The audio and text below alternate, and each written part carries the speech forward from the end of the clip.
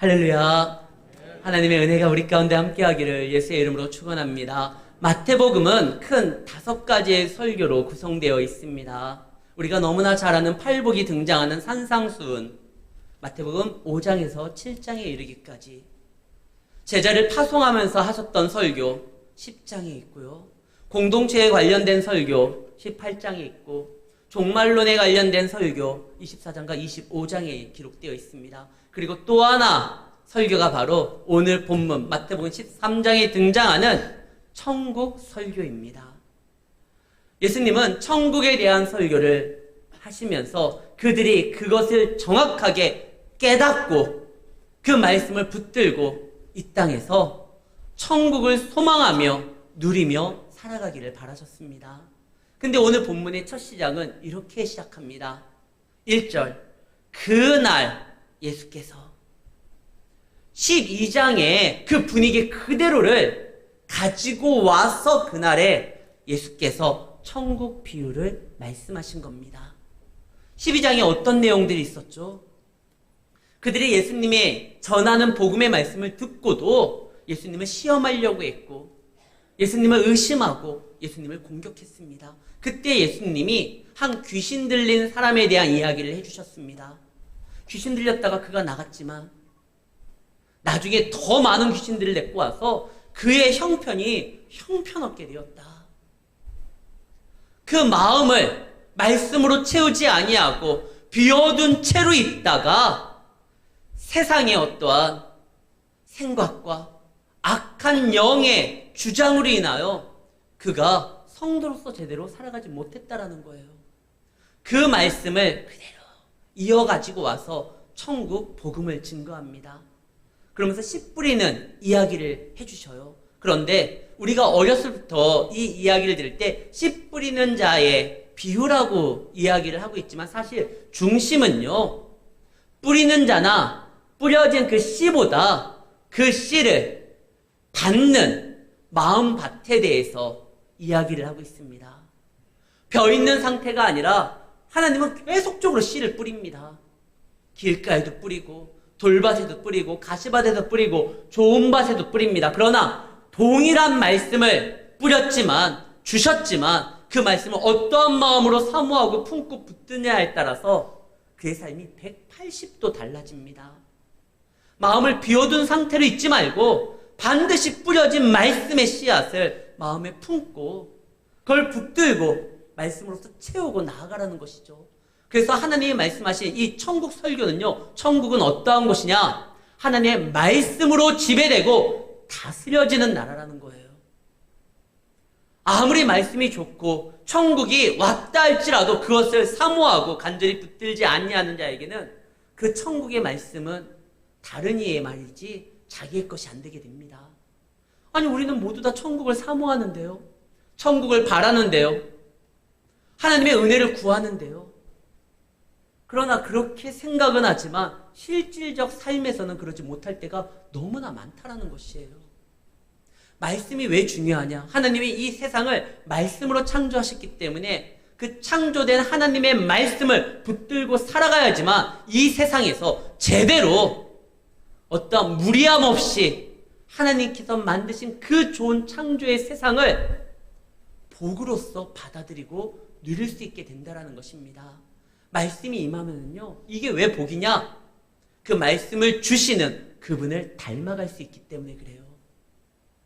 레위기 11장에 보면 이런 말이 기록되어 있습니다. 나는 너희의 하나님이 되고 너희는 너희를 애굽 땅에서 인도하여 낸 여호와라. 내가 거룩하니 너희도 거룩하라. 하나님께서 우리에게 원하시는 건 당신의 거룩함에 참여하게 하기 위함이에요. 근데 기준이 너무 높잖아요. 야, 누구 알지? 그 정도까지 해라. 너 주변에 누구 집사 있지? 어느 장로 있지? 어느 목사 있지? 그 정도까지 좀 해라. 그러면 기준이 확 좀 낮춰질 텐데, 내가 거룩하니 너희도 거룩해야 된다. 하나님을 기준에 선에 놓으니까 이게 감당이 안 되는 거예요. 하나님, 우리가 감히 바라보지도 못하는 어떠한 기준을 설정하면서 거기에 못 오른다고 혼내는 그런 무자비한 분이 아닙니다.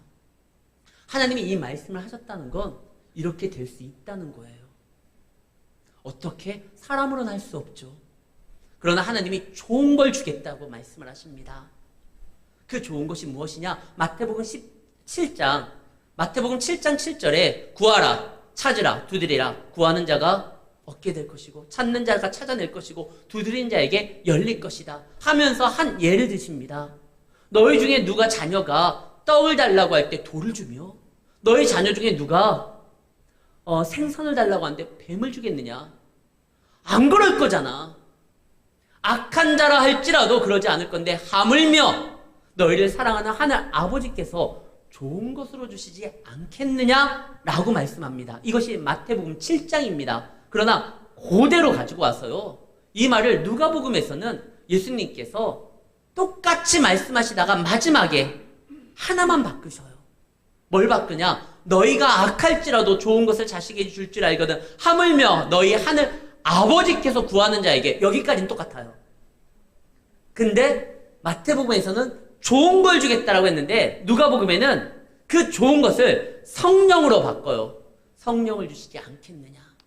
하나님께서 우리에게 주시는 가장 좋은 것은요, 성령이에요. 왜? 성령 하나님이 우리 가운데 함께하면 돕는 그분의 인도함 따라 우리가요, 그리스도의 장성한 분량에 이를 뿐만 아니라 주님의 마음을 품고 살아갈 수 있다는 것입니다. 그래서 예수님도 이 말씀하셨어요. 내가 너희를 떠나는 것이 너희에게 더 복이다. 이 말은 뭐예요? 예수님이 너희와 헤어지기를 결심하고 너희와 거리 두는 것이, 너희와 이제 두 번 다시는 안 보는 것이 너희에게 복이다. 이 말이 아니에요. 내가 떠나서 아버지께 나아가서 그에게 간구하여 약속된 성령 하나님이 너희에게 임하는 것이 너희에게 복이다. 그만큼 성령의 역사가 우리에게 강렬하게 일어날 때 하나님의 뜻을 우리도 품고 이룰 수 있다는 것입니다. 이것이 말씀의 지배를 받고 말씀으로서 역사하시는 하나님, 성령 하나님이 우리 가운데 임할 때 나타나는 일들이에요. 성령을 단순히 하나님의 파워, 힘 정도로 생각하면 안 됩니다. 성령은 인격의 그분 자신이 하나님이에요.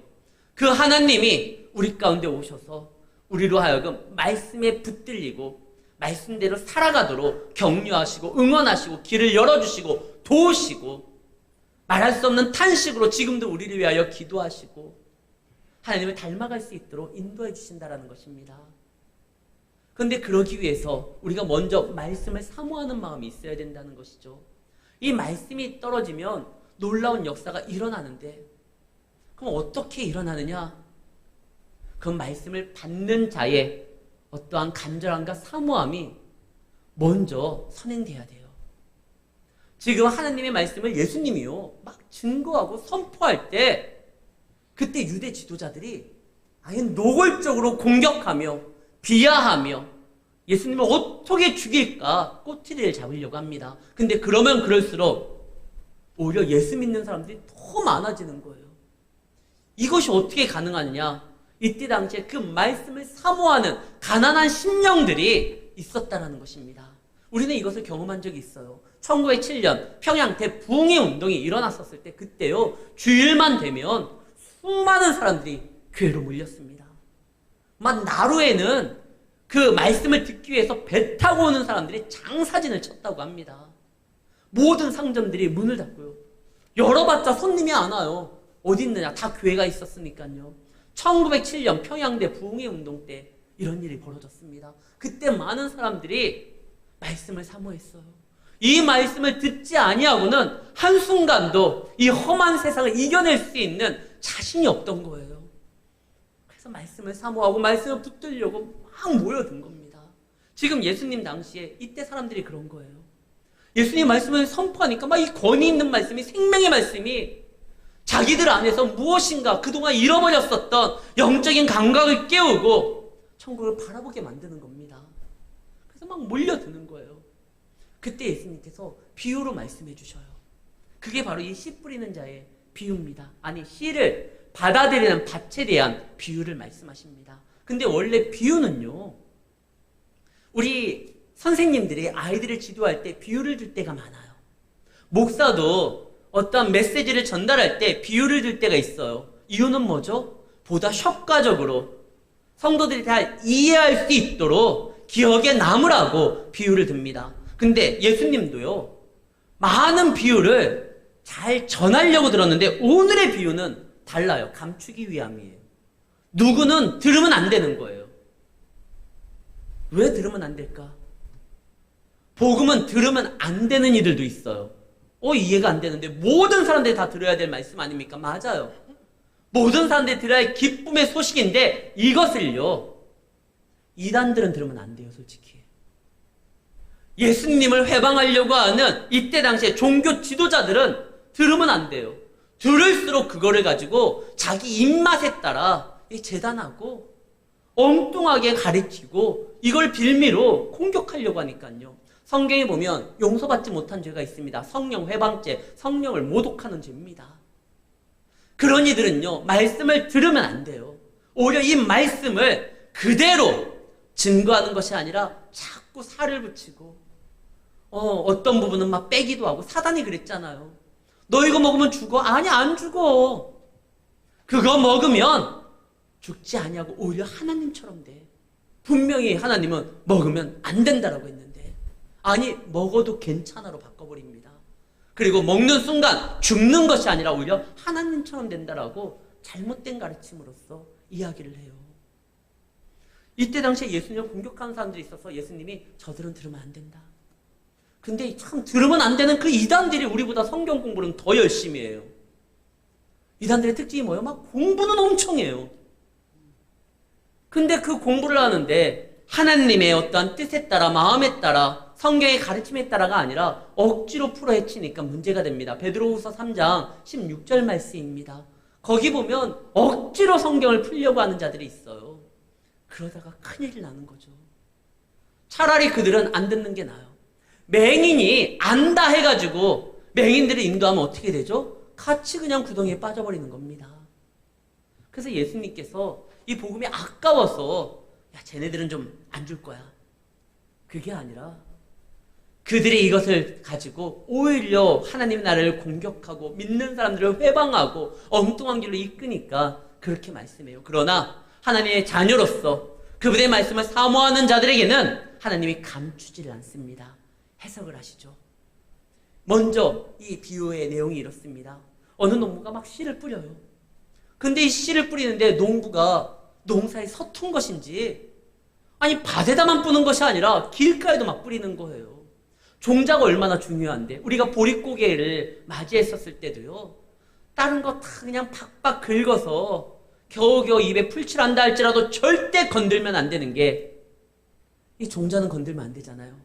다음을 위해서라도 미래를 위해서라도 이거는 건들면 안 돼요. 근데 오늘 본문에 소개되는 이 농부는 막 뿌려요. 마치 낭비하는 것 같아요. 그래도 괜찮아요. 이 농부는 생각보다 더 부자예요. 이 뿌리는 자가 누구냐? 하나님이거든요. 씨는 말씀이라고 그랬어요. 말씀 막 뿌려요. 야, 그렇게 뿌리다가 하나님 그 씨앗 다 말라버리면 어떡합니까? 고갈되면 어떻게 합니까? 하나님의 천국 창고는요, 고갈되질 않아요. 우리가 잘 알고 있는 탕자 비유 있잖아요. 첫째의 걱정이 그거예요. 둘째가 아버지의 유산을 가지고 막 나가가지고 허랑방탕하게 창기와 함께 사용하다가 돌아왔었을 때 아버지가 그를 또 막 품어주고 안아주고 좋은 신발을 신기고 옷을 입히고 반지를 빼주는 거 보니까 우리 아버지 또 저 둘째한테 또 퍼주겠구나. 그래가 막 첫째가 화가 나잖아요. 화낼 필요 없어요. 아버지 부자예요. 둘째에게 아무리 줘도요, 첫째 목으로 줄 게 결코 줄어들지를 않아요. 하나님은 말씀을 막 뿌립니다. 막 길가에 뿌려요. 이건 얼마나 다행인지 몰라요. 사실 우리도 처음부터 좋은 밭 아니거든요. 여기 혹시 복음이 증거될 때 처음부터 왜 이제야 나에게 교회 가자고 말을 하느냐? 왜 이제야 나에게 이 복된 소식을 전해줬느냐? 내가 40년 동안 얼마나 기다리고 교회 가기를 소망했었는데 왜 이제야? 그러면서 오신 분 있습니까? 막 어르고 달래고 때로는 막 아양까지 떨면서 야, 한 번만 교회 가주면 그래가지고 나오신 분들이잖아요. 어렸을 때 크리스마스 날 거기 가면 사탕 준다고 해서 나오신 분들이잖아요. 교회 가면 멋있는 자매가 있다고 그 꼬임에 나오신 분들도 있잖아요. 처음에는 우리도요, 말씀이 딱 떨어지자마자 막 열매를 맺는, 아멘 하면서 마치 스펀지처럼 쭉쭉 빨아들이는 그러한 가난한 심령으로 온 게 아니에요. 우리도요, 말씀을 들어도 그냥 한 귀로 듣고 한 귀로 흐르고, 왜 이렇게 푸른 길에서 복음을 증거하는 사람들이 많은지 그냥 그들이 그래도 참 안 됐다 싶어가지고 그냥 지나가고 그랬잖아요. 복음을 들어도 우리는요, 처음에는 다 반응하지 않았어요. 그래도 하나님은 우리를 포기하지 않습니다. 계속적으로 씨를 뿌린 거예요. 그러다 그 씨가요, 어떻게 반응이 돼서 그래가지고 지금 이 자리에 앉은 겁니다. 지금 주인은요, 한 명이라도 더 구원받기를 소망을 해요. 그래서 이 씨를 받고 제발 싹이 나기를 바랍니다. 예수님이 이 비유를 이제 설명을 해요. 왜 비유로? 보통 때 비유를 했어도 잘 알아들었는데 이 비유는 이게 도대체 무슨 말이야? 제자들이 잘 몰랐을 때 예수님이 설명해 줍니다. 저들에게는 감춰야 된다. 이 말씀을 저들이 깨닫고 또 엉뚱하게 이 말씀으로 요리해가지고 자기들 입맛에 따라 막 이렇게 만들면 안 되기에 그들에게는 감췄지만 너희들에게는 내가 말을 한다. 첫 번째 이 씨 길가에 뿌렸다는 건 말씀을 들었는데 믿음이 없으니까 그냥 그 말씀이 반응하지 않는다. 말씀을 붙들지 않는다. 악한 생각이 들어와가지고 그 말씀을 확 가져가는데도 나에게 주신 정말 귀한 말씀인데 악한 생각이 가져가는데 그냥 눈 벌뚱벌뚱 뜨고 이걸 아까워하지 않고 애통하지도 않고 그냥 밋밋하게 지나간다. 그러다가 돌밭은 딱 보기에 돌밭이 어떻습니까? 좋은 밭과 똑같아요. 돌밭도 흙이 쭉 있어가지고요. 그 밑에 막 돌이 있어서 뿌리가 내리지 못하는 건 안 보이고요. 보통 땐 똑같아요. 좋은 밭 같아요. 그러나 환란이 올 때, 정말 믿음이 요구되는 어떠한 상황이 올 때 그 말씀에 뿌리가 내리지를 못했음으로 인하여 열매를 맺지 못합니다. 보기에는 처음에 똑같아요. 저 목사님 참 믿음이 좋아 보여. 저 권사님 참 믿음이 좋아 보여. 보통 때는 이게 드러나지를 않아요. 그러나 정말 믿음만으로 붙들고 나아가야 돼. 결정적인 어떤 순간이 올 때 이 돌밭은요, 말씀의 뿌리를 박았지 않았기 때문에 그 어려움을 이겨낼 수 있는 힘이 없습니다. 그럼 어떻게 우리가 뿌리를 내릴 수 있을까요?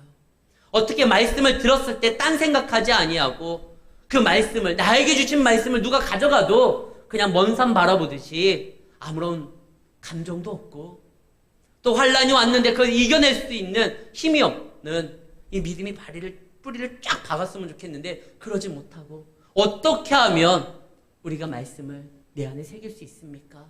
가장 쉬운 방법이 뭔지 아십니까? 말씀을 들었으면 그대로 그냥 행하는 거예요. 이 말씀 내가 언젠가 한번 써먹어야지. 이게 아니라 말씀을 듣는 순간 내 이웃을 사랑하라. 그럼 사랑하는 거예요. 말씀을 듣고 복음을 전하는 거예요. 내가 완벽해서 그 일을 해낼 때까지 하나님 좀 기다려 주십시오가 아니라 서툴어야 돼요. 지금 주신 말씀은 붙들라고 주신 말씀이지 나중에 꾹 묵혔다가 숙성됐다가 나중에 사용하라고 주시는 말씀 아니에요. 말씀 붙드는 대로 그냥 쓰는 거예요. 그게 제일 좋은 방법이에요. 어제 그 평소 친하게 지나는 목사님하고 통화를 했어요. 그 목사님이 토요일 날 통화가 잘 안 되는 분이에요. 왜? 주일 말씀을 준비하기 때문에. 말씀을 얼마나 잘 준비하는지 토요일 날은요, 전화도 잘 안 돼요. 근데 그 목사님이 저에게 전화를 했어요. 목소리가요, 원래 토요일 날은 이분이 어쩌다 통화가 돼도요,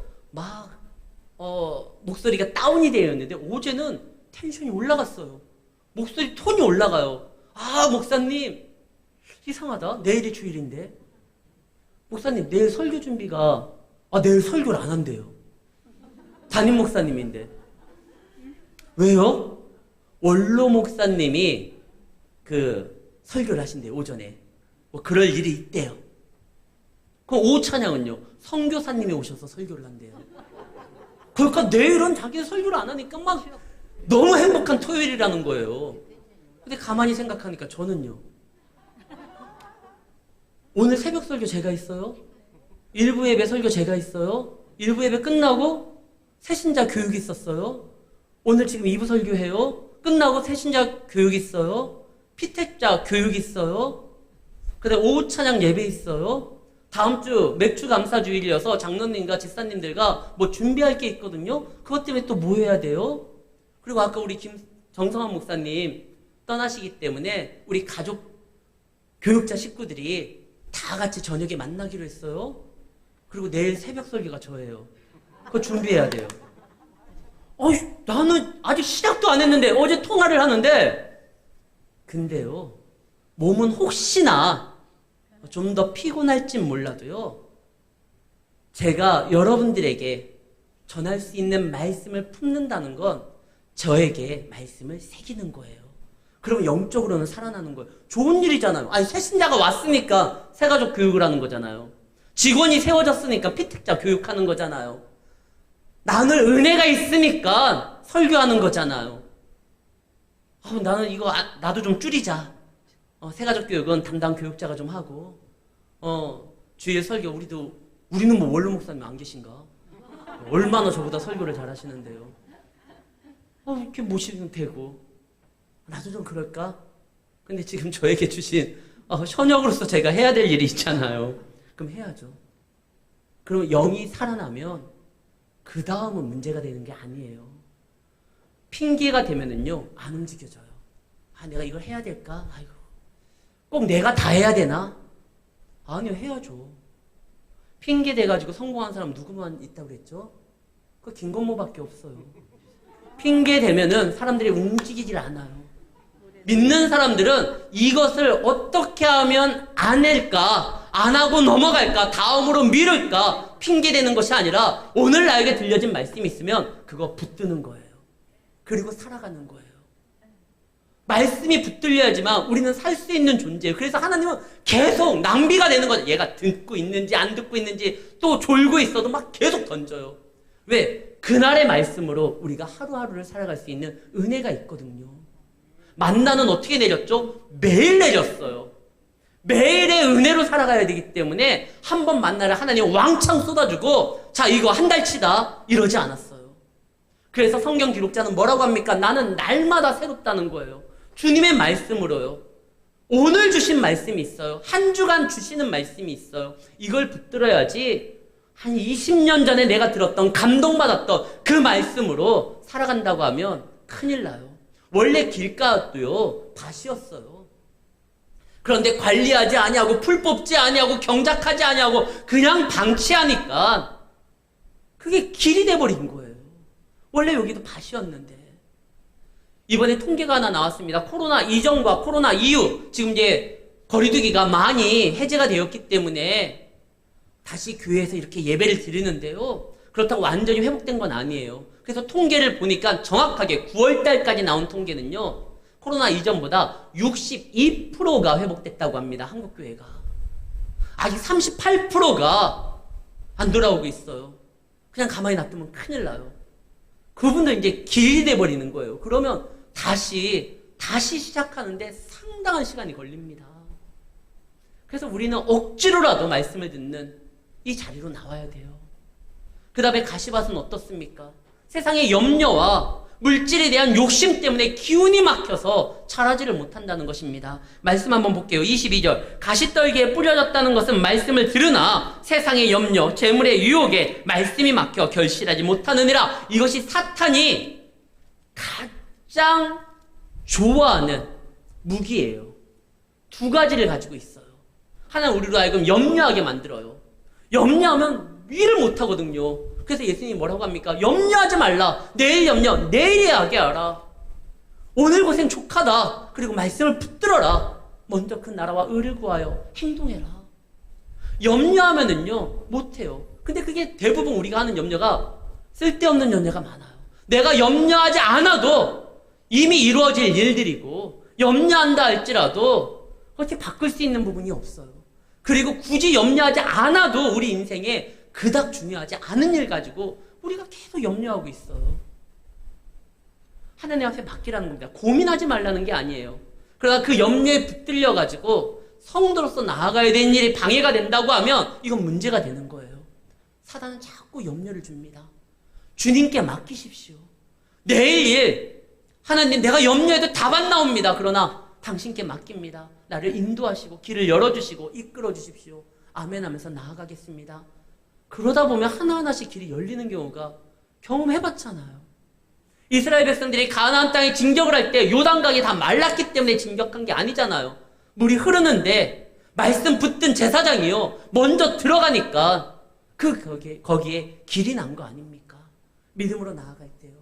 염려하지 마십시오. 또 하나, 이 세상의 재물 때문에, 욕심 때문에 사단은요 우리의 욕심을, 허영을 자꾸 자극을 합니다. 우리가 잘 아는 이스라엘이라는 이름을 가진 사람이 있습니다. 그의 이름이 야곱이죠 원래. 근데 그가 약국강가에서 씨름을 해가지고 하나님 앞에 영광된 이름을 받습니다. 사기꾼이 아니라 이제 하나님과 결혼 사람이 되었습니다. 그리고 그날의 체험으로 인하여 자기를 죽이려고 달려들었던 형 에서가요 갑자기 사람이 바뀐 거예요. 하나님을 붙들었더니, 하나님과 함께 했더니 내가 할 수 없는 형의 마음까지도 돌려버린 거예요. 그리고 이름도 이제는 이스라엘이에요. 나에게 더 이상 사기꾼이라고 말하지 말아라. 그런데 그가요 그의 인생이 거기서 늘 좋은 게 아니에요. 그 다음에 또 꼬여요. 자기 딸이 수치를 당하고 자기 두 아들은 살인자가 되고, 그래서 그 땅에서 사방의 적들로 인하여 그 땅을 떠나야 되는 사건이 나타납니다. 아니 왜 이런 일이 벌어지지? 왜냐하면 그가 하나님만을 붙들지 않았거든요. 창세기 35장에 보면 그것이 나와요. 아니 도대체 내 인생이 왜 이렇게 꼬이느냐? 근데 그 집안에 뭐가 있었냐? 우상이 있었어요. 말도 안 되잖아요. 이스라엘인데, 아니 야곱의 집에, 그 성도의 집에, 예전에 야곱의 집은 구약의 교회입니다. 그 교회 안에 우상이 있었다고? 야곱은요 하나님을 붙들고 믿음대로 살아가겠다고 했지만 세상에 대한 욕심이 여전했습니다. 그래서 그때 당시에 우상은요 귀하게 세공돼가지고 이건 재산이에요. 굉장히 값진 거예요. 근데 하나님을 믿는다고 하면서 이것을 같이 갖고 다녀요. 그리고 하나님만 믿는 게 아니라 또 다른 것도 믿으면 득이 될 거 아니냐, 더블로 복 받을 거 아니냐. 그러나 다른 거는 그렇게 될지 모르지만 믿음은요 하나님과 벨리알을, 세상을 다시 같이 섬기는 게 아닙니다. 주인이거든요. 한 사람이 두 주인을 섬길 수 있는 게 아니잖아요. 그냥 보험이 아니에요. 보험은 많이 들면 좋죠.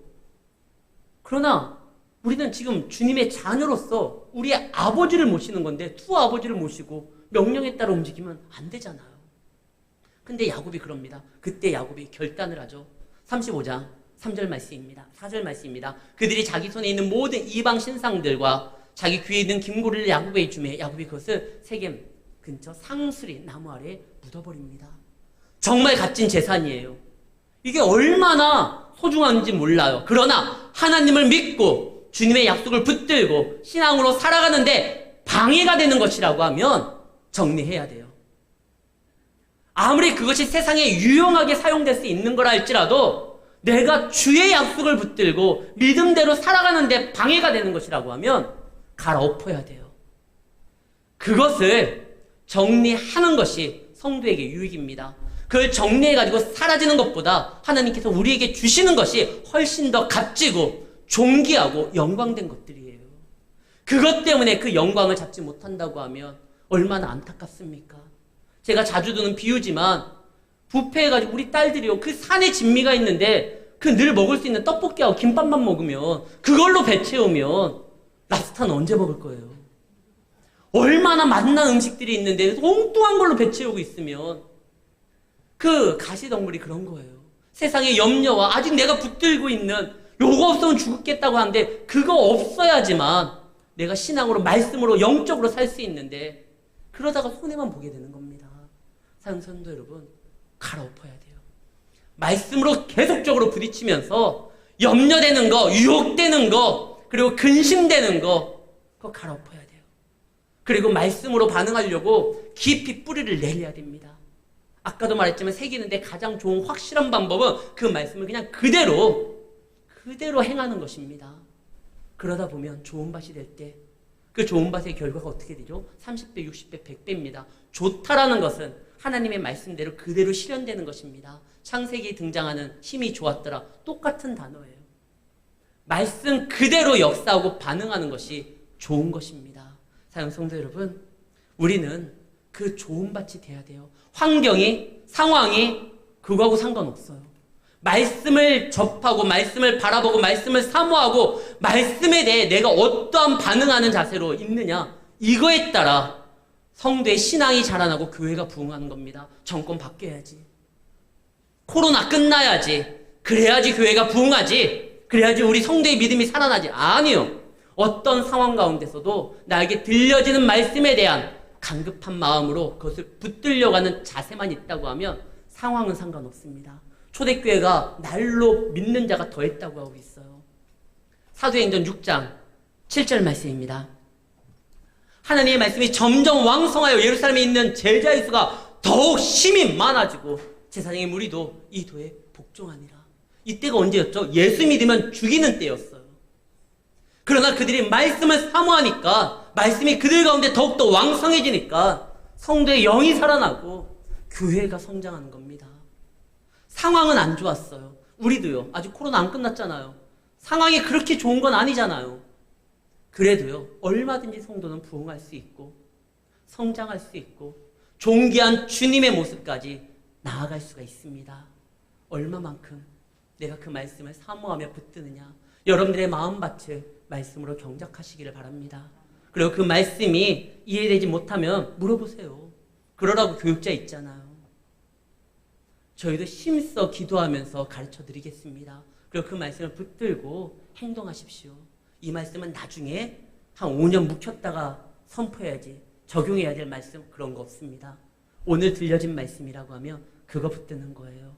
항상 말씀 가운데 승리하시면서 더 큰 은혜를 사모하면서 내가 말씀을 붙드는데 방해되는 것들이 있다고 하면 가감히 정리하면서 나아가 하나님께서 여러분들을 위해서 예배하시고 준비하신 것들을 누리며 성도로 승리하는 믿음의 삶이 되기를 예수의 이름으로 축원합니다.